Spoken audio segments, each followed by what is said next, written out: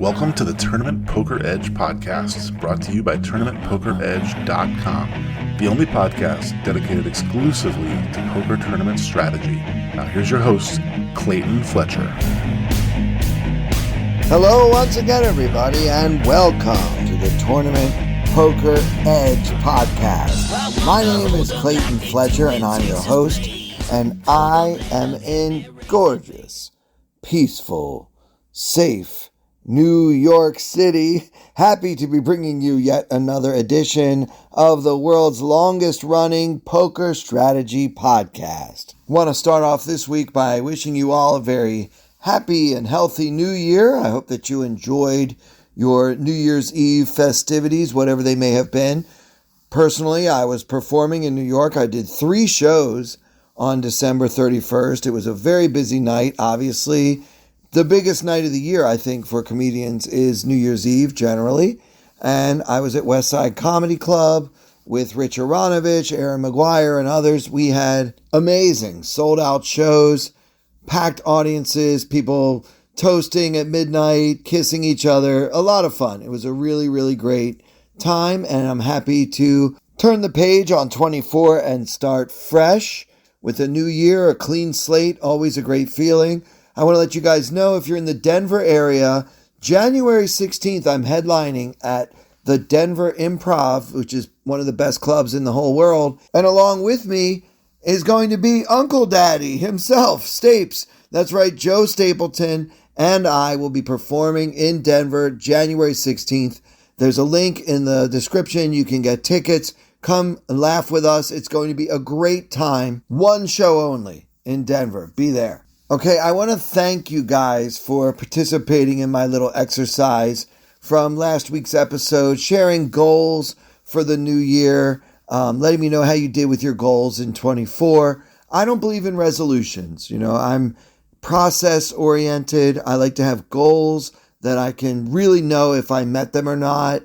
They shouldn't be like, oh, I want to win a bracelet, or I want to be this or that. You've got to say what you're planning to do, not what you're planning to achieve, especially in a game like poker that involves so much luck. Of course, we could all say, I want to be main event champion, or I want to win 12 poker tournaments, but obviously those are goals that are largely out of our control, and so I like to focus on what I can control. So this week, I want to set the bar, and I'm encouraging all of you to do the same. Set the bar. Let's know what we're shooting for in 2025. So let's start with live MTTs. I mentioned last week that last year I played in 46 MTTs and only cashed in 3, which is not great, not even good, actually pretty damn putrid. And one thing you can do to help you with your variance is to have a larger sample size. So I did not reach my goal last year of the number of tournaments I wanted to play in. And I'm not saying that if I had played 15 more tournaments that I would have necessarily shown a profit in this category for the year, but it certainly doesn't help that I played a smaller number than I wanted to, and I ran poorly in those events. So this year, I'm going to, come hell or high water, I'm going to play 60 tournaments, live tournaments. Probably half of them will be in the summertime in Vegas, but I'm going to make a serious effort this year to make sure that I enter more tournaments when I'm traveling for comedy. I'm going to schedule things differently. I'm going to be more mindful of this. I want to make sure I get my volume up in 2025. All right, another one, and I did well at this last year, online MTTs. Last year I played 511 online poker tournaments, and this year the goal is at least 400 different sites, different platforms. I'm going to grind it out, at least hit 400 online MTTs. Okay, next goal, and this one's big. Last year, my only goal regarding streaming was just to stream because I had never streamed before. We got all of that working in my makeshift, jerry-rigged laptop Twitch setup. But the truth is, I'm all set up for streaming on twitch.tv/ClaytonComic. And this year I'm setting a specific goal of streaming for at least 200 hours. Now, I can't be a full-time streamer. I just have too much else going on in my life. But I figure 4 or 5 hours a week and we should get there. Of course, there'll be some weeks when I put in 0 hours, and there'll be plenty of other weeks when I get to put in a lot more hours. But I'm hoping that we can average between 4 and 5 hours per week, and that should get us to that 200 goal. And the truth is, guys, I really like streaming. I do. I feel like it helps me concentrate on making good decisions while I'm playing. I feel like if I sort of explain what I'm doing, what my thought process is while I'm playing, it actually helps me make better decisions. It also helps me connect with all of you in a different way than we can through the podcast or even through the Discord. So I really like streaming, and I do have a goal to make it a bigger part of my life in 2025. Next up is an area that I really crushed it in last year, and that is poker study. I basically fell in love with GTO Wizard and all of its features, and I became an avid user of the GTO Wizard platform, which resulted in my studying an absurd 285 hours. Now, of course, this also includes reading books about poker and listening to podcasts, watching videos on Tournament Poker Edge and elsewhere. All poker study sort of combined into this 285. But let's be honest, it was mostly me playing with and using GTO Wizard to try to improve my game. More on that later, but for 2025, I'm setting a smaller goal for poker study hours, 150. All right, moving on to live cash. I knew that I wanted to up my live cash game volume in 2024 and managed a full 221 hours of live cash, which is pretty good for a guy who identifies as a tournament player as I do. But the fact is, I'm a pretty decent cash game player too, and I really do enjoy it. Cash games are more social. They feel less of a war. It's not so bellicose in the cash game space. I feel like I can relax, maybe just have some watermelon juice and get to know my opponents a little bit. And it just doesn't feel as intense as the tournament streets do. So I intend to play at least 250 hours of live cash this year. And the only way that's going to happen is if I make a conscious effort to sit down in more cash games during the summertime in the World Series. The pattern that I got into last year was that if I busted out of a poker tournament, I would immediately find something completely different to do that had nothing to do with poker. I made plans to see friends, or I'd go out to the pool, or I'd just go to the gym, and all those things are great too, but I do want to make sure that I get some more cash game volume in during the summer when, let's be honest, the games are really good in Vegas in the summertime, so that's where I need to be. So I'm going to be a little bit more focused on business, by which I mean the business of getting this money this summer in Vegas. And if I combine that volume with the hours I get to spend when I'm on the road doing comedy, playing cash games on off days and after the show is over, I think we should be able to hit that 250-hour goal very easily in 2025.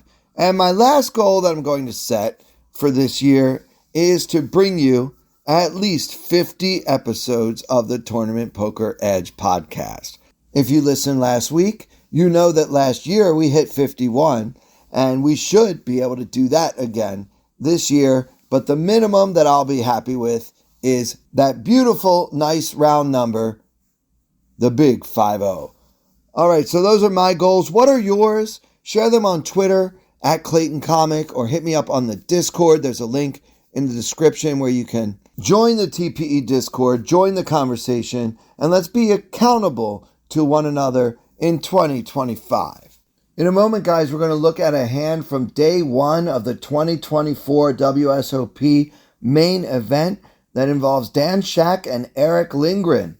But before we get to that, I wanted to share 3 things that I learned in all of these hours. As I mentioned, 285 hours I spent studying poker and sharpening my game and trying to find leaks to plug GTO Wizard has taught me a lot, and I'm ready to share 3 things with all of you that I learned from GTO Wizard. Number 1, these are leaks that I found in my game, basically from studying. Number 1, my small bets are too big, and my big bets are too small. So there are many, many times, way more than I ever thought, when betting just 10% of the pot, or one big blind in many cases on the flop, is correct and optimal from a theoretical perspective. There are so many times in my career when I've bet like a third pot thinking that that's a small bet. And it is, but it's not small enough. And likewise, I used to almost never overbet anything. And I would say 8 or 10 years ago, my go-to sizing was half the pot. It turns out half the pot is hardly ever right. It's usually a little less than that or way more than that, theoretically. And from working with GTO Wizard and doing all the different drills that they have, I've actually learned that there are many times when shoving or betting 4 times the pot all in is actually the preferred play. And before I started playing with this program, I probably never bet 400% of the pot under any circumstances. So yeah, my small bets were too big, and my big bets weren't nearly big enough. And that's changing as I continue to apply the knowledge that I'm gathering from all of these hours and hours and hours of poker study using GTO Wizard. All right, number 2. These are leaks in my game that I'm plugging that I learned from the solver last year. I c-bet way too much from out of position. And we've talked about this in recent months on the podcast. If you raise pre-flop and get called by a player who has position on you, maybe the button or something, you should almost always check to that player. And I was definitely c-betting at least half the time, maybe more, before I started delving into solver land and realizing that in these circumstances, position is everything.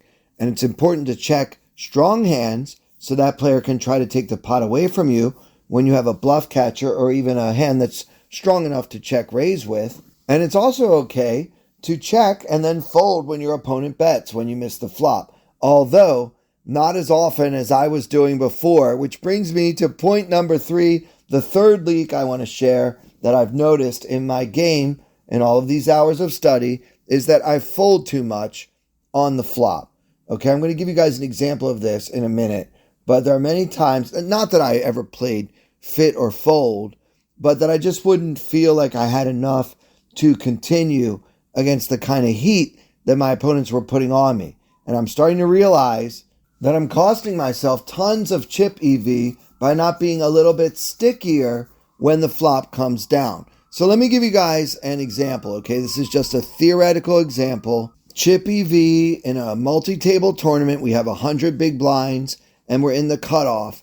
The player under the gun raises, and we call from the cutoff. So let's talk about what a good calling range would look like in this situation. A hand like ace-queen off calls 70% of the time. A hand like ace-tray suited calls 95% of the time. 6-5 suited calls 66% of the time. Ace-10 suited calls about 40% of the time and raises the rest.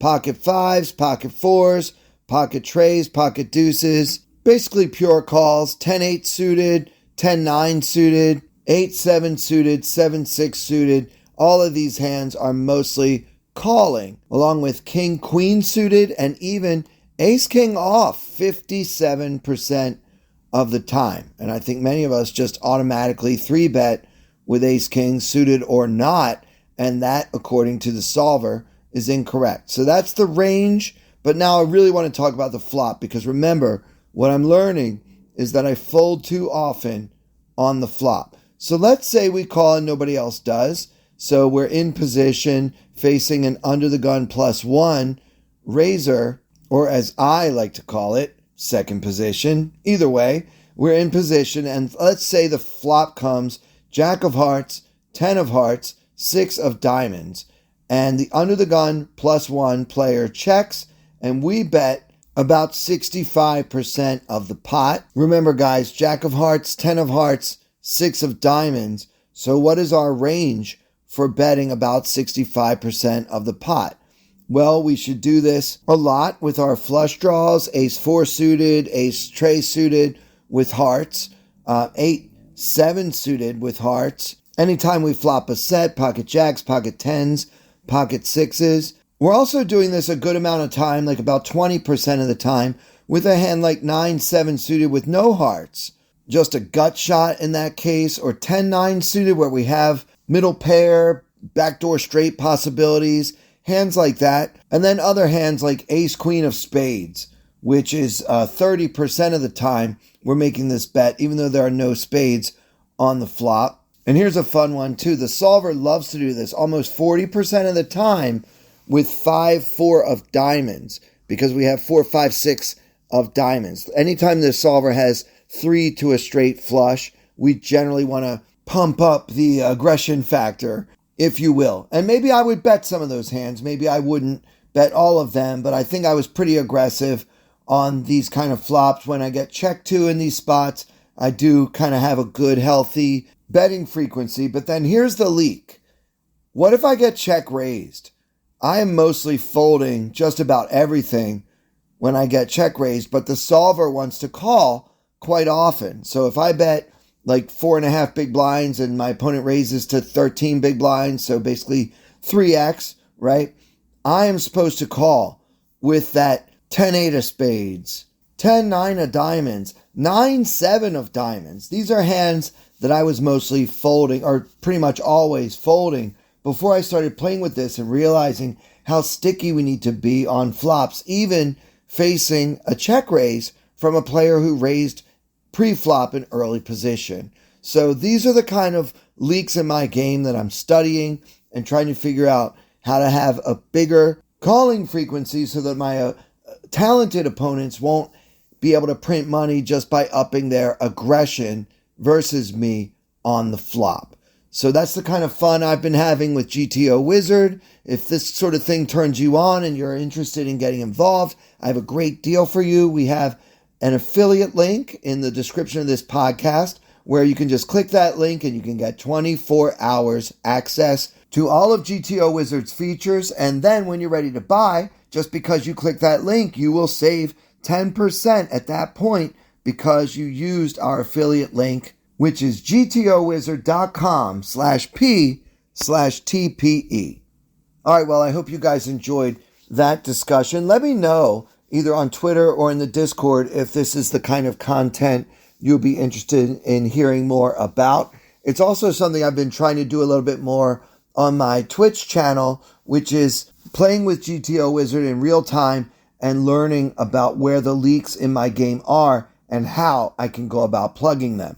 All right, let's get to this main event hand. It's day 1B. We've got two very well-known old school poker pros, Dan Shack, and then, of course, Erick Lindgren, one of the original stars of the World Poker Tour episodes back in 2003. And it's early on. 300, 600 are the blinds, 600 big blind ante, and it folds to Dan Shack in the hijack. He opens to 1300. We're next to act in the cutoff. Let's play this hand from the perspective of Mr. Erick Lindgren. We've not been doing well today. Our day 1B has not been going well at all. We've got about 20,000 in chips, and we've got ace queen offsuit. So we've got, what is that, about 35 big blinds-ish. And we've got ace queen facing a raise from late position. We're next to act with the ace queen offsuit. I think in most tournaments, we would probably have a pretty wide 3-betting range, which would certainly include ace queen offsuit, trying to just get it all in with 30 big blinds and such a strong hand. But there is a case to be made for just flatting here. You know, it costs you just over 2 big blinds, and you can see a flop in position versus Dan Shack, who's not particularly aggressive. We can maybe even get away from this pre-flop if all hell breaks loose to our left on day 1 of the main event. The main event is a very different tournament than what you're probably used to playing. I mean, with 2-hour levels and the most beautiful slow structure in the world, we really don't have to just shove and pray with ace queen off. So I can understand why Lindgren decides to call here. I think all things considered, I would have preferred a small 3-bet just to hopefully chase out the blinds. I would have made it maybe like 3,500, which might even take it down some portion of the time. But ideally, we end up heads up in position versus Dan Shack, and we've got ace queen in a bloated pot in which he's much more likely to make mistakes than we are because we have position post flop. That would be my plan, but Lindgren did call, and so did the big blind, a player named Luke Martinelli. So the three men are going to the flop, and with 4,800 in the middle, it comes 9 of diamonds, 4 of diamonds, 4 of clubs. And Martinelli checks, Shack checks, and now the action is on Erick Lindgren. He does not have a diamond, so it's 9-4-4 with 2 diamonds. In Lindgren's shoes, would you bet this flop versus 2 opponents? I personally would not. I like checking here, especially in the main event, because the likelihood that we're going to be able to chase both of these guys out of this pot, I mean, there's some chance. Obviously, it's a great flop. 9-4-4 probably misses most hands. But the problem is, if anyone has a pair or really ace-king, a flush draw, they're just not going anywhere. And there might even be some other hands that might want to fight fire with fire if we decide to bet. And maybe we'll lose our chance to realize our equity with ace-queen in those situations. So I just prefer checking and taking that free card. I'm in position. I've got ace-queen. I'll be able to figure out what's going on. So let's just check and see 4th Street. But Eric decides to bet. And what I don't mind is his sizing. This is what I was talking about earlier, guys. Our small bets should be just that, small. Erick Lindgren bets 1,000 into the 4,800 pot, and that should be enough to get it done those times when no one has either a flush draw or a 9 or a 4. And you can also get action from Dan Shack's ace-high hands, which you're actually ahead of course, with the exception of ace-king, that is. But yeah, Lindgren ends up not getting the desired result here. He bets 1,000, and then the big blind, Luke Martinelli, makes it 2,800, and then Dan Shack folds, and the action is back on Lindgren. Look, you took your stab at it on the flop. Of course, Martinelli could easily have a bluff, like a flush draw or something like that, but I still don't want to continue. I feel like these chips are too precious. I don't really want to fight a range that check raised into 2 opponents on this flop with just ace-queen. I don't even have a diamond, so I think I would just fold and kind of kick myself for betting this flop in the first place. But Erick Lindgren chooses to call, and this makes me wonder, because I did say earlier that one of the leaks in my game is I fold too often on the flop. And in the example we just discussed, when we were talking about GTO Wizard, is that I fold too much when facing a check raise. So here's a check raise that Lindgren decides to be sticky on. And then with 10,400 in the middle, the turn comes the deuce of spades. What a brick. 9-4-4 deuce with 2 diamonds. And now Martinelli, having check raised the flop, continues and bets 3K into 10,400, and it's up to Erick Lindgren. I don't know. I just want to throw this stupid ace-queen away. I know that I'm exploitable. I feel like there are so many other hands I can continue to go to war with. I've shown that I'm still interested in this pot by calling the check raise on the flop, and this guy bets the turn anyway. Who's to say he doesn't have a 4?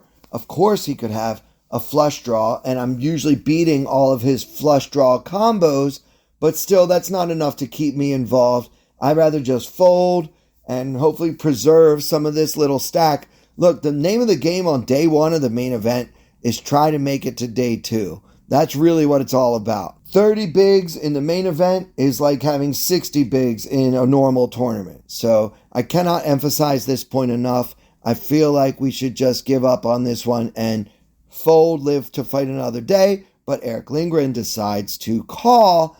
And now with 16,400 in the middle, Lindgren just has about 13K behind.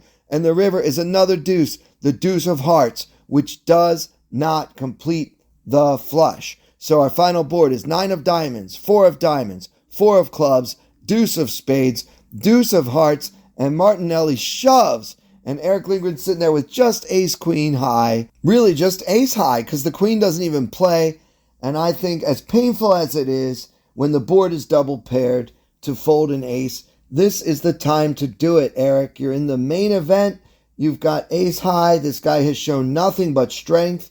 And on the flop, he had 2 opponents. I take that more seriously than when people show strength in heads-up pots, because in those pots, you're supposed to bluff more.